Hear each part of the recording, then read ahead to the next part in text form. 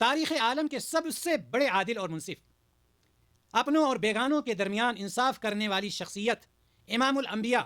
خاتم النبیین، رحمت للعالمین جناب محمد رسول اللہ صلی اللہ علیہ وسلم تھے۔